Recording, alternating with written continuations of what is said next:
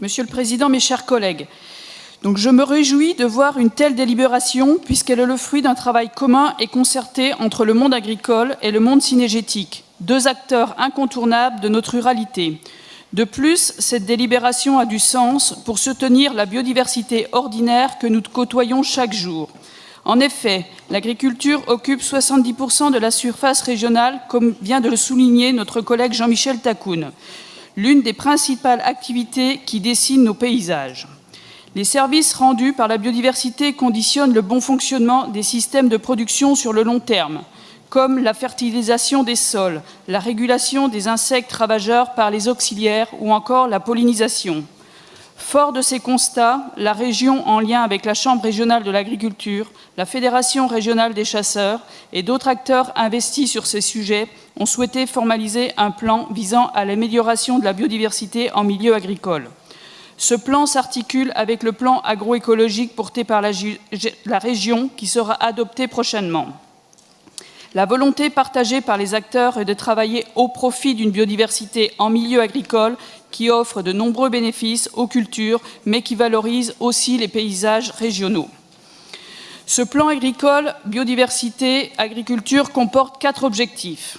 Le premier étant une prise de conscience collective du rôle des infrastructures agroécologiques. Celle-ci est primordiale si nous souhaitons que ce plan soit ancré sur le long terme. La région soutiendra l'animation auprès des agriculteurs avec la mise en place d'un guichet unique. La région impulsera une dynamique autour de l'expérimentation et de la démonstration. La région valorisera les apports de la biodiversité au niveau technique et ou économique au profit de l'agriculture. Le deuxième objectif est de favoriser la biodiversité aux abords des chemins ruraux.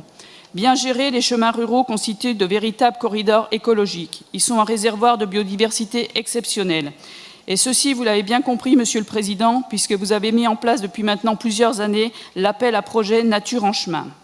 Au travers de ce plan agriculture-biodiversité, la région souhaite concilier les différentes fonctionnalités des chemins en fonction des attentes de chaque usager.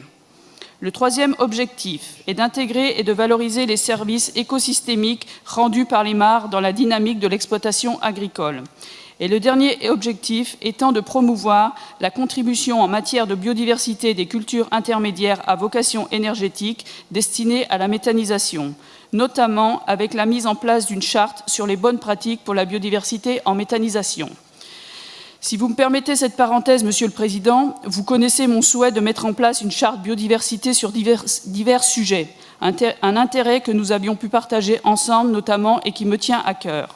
Je me réjouis donc de voir cette première charte intégrée à ce plan agriculture-biodiversité et j'espère que prochainement, au travers d'autres délibérations, nous pourrons avoir par exemple une charte sur la gestion des zones enherbées non productives, une sur la gestion des haies, voire même une charte sur les bonnes pratiques à mettre en œuvre pour une gestion de la biodiversité au sein de nos établissements scolaires.